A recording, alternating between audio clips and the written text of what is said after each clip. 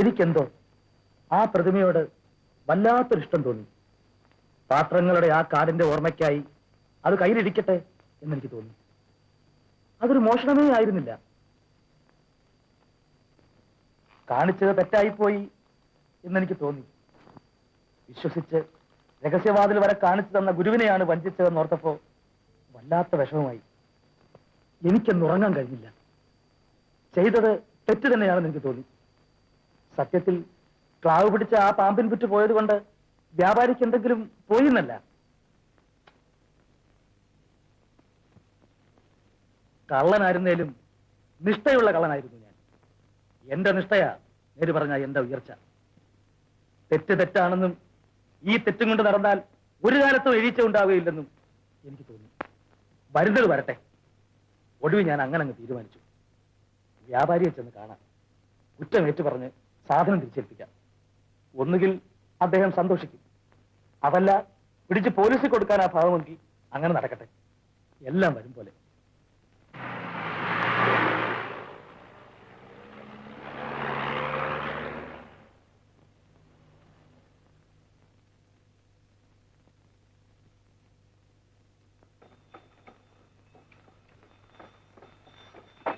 ആരെ പവിത്രനോ? പിന്നെ എന്തൊക്കെ ഉണ്ട്? നീ ആള് കൊള്ളാമല്ലോ. അയക്ക് നോക്കട്ടെ.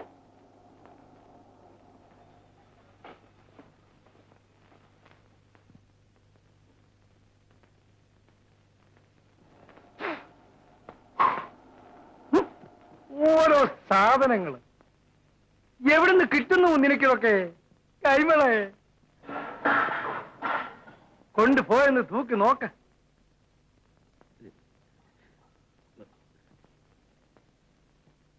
മുതലാളി,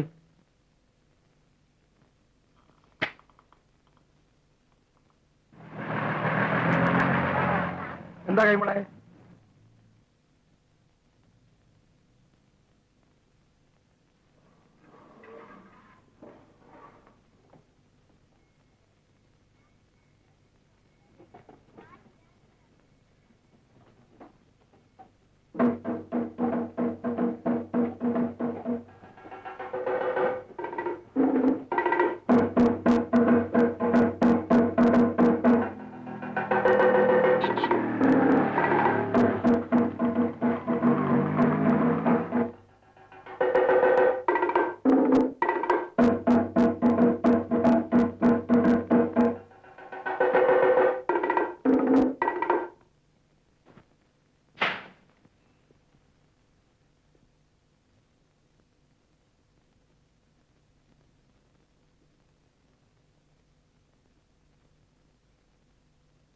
ഇരിക്കൂ പത്ര.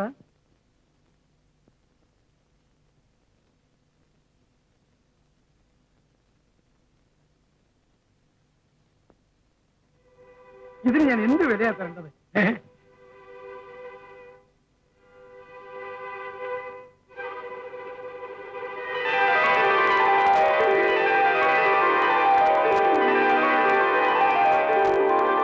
അപ്പോഴേ പവിത്രൻ തന്നെ ഒരു വില പറ. ന്യായം പോലെ ചെയ്താൽ മതി. എന്റെ ഒരു പാടും ദുരിതവും ഇവിടേക്കും അറിവുള്ളതാണല്ലോ.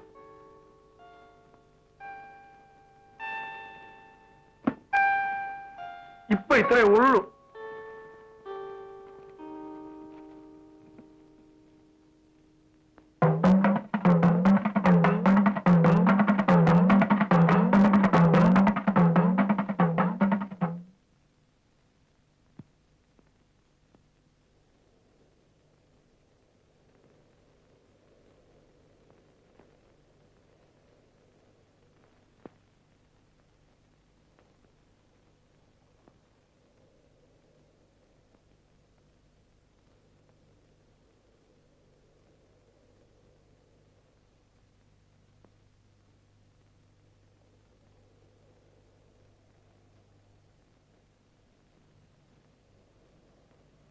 കൊച്ചു കള്ള.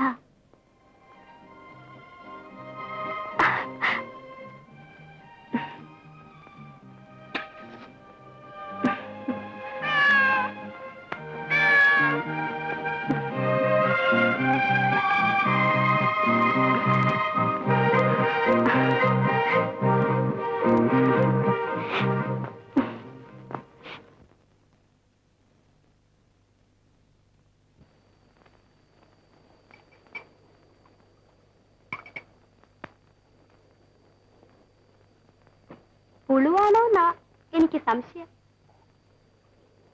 എന്തോന്ന്? ആ പ്രതിമ കിട്ടിയ കഥ.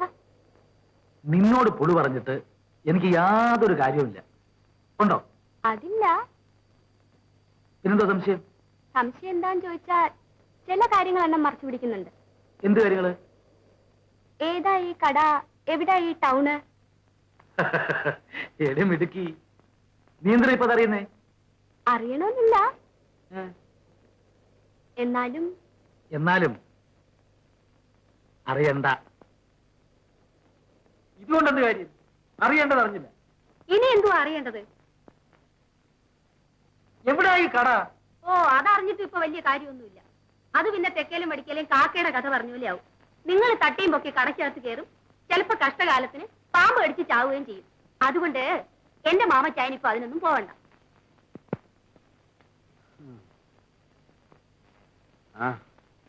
അത്രയെങ്കിലും അത്രയും.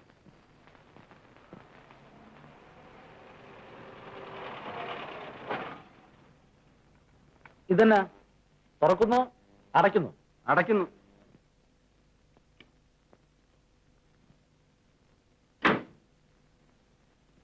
അല്ല, ഒരു ന്യൂസ് കേട്ടു.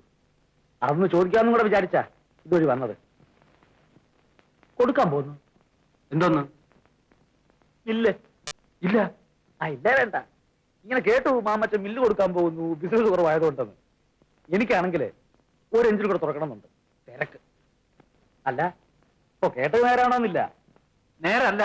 ഇവിടെ ആരും മില്ല് വിൽക്കുന്നില്ല. ഇവിടെ ബിസിനസ്സിലോട്ട് കുറവുമില്ല. അല്ല, കേട്ടു, ചോദിച്ചു.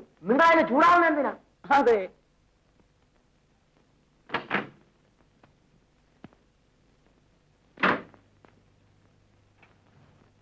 വേണേല മുക്കിലിറക്കാം. വേണ്ട. പവിത്ര, ചവിട്ടിയാ കടിക്കാത്ത പാമ്പില്ല.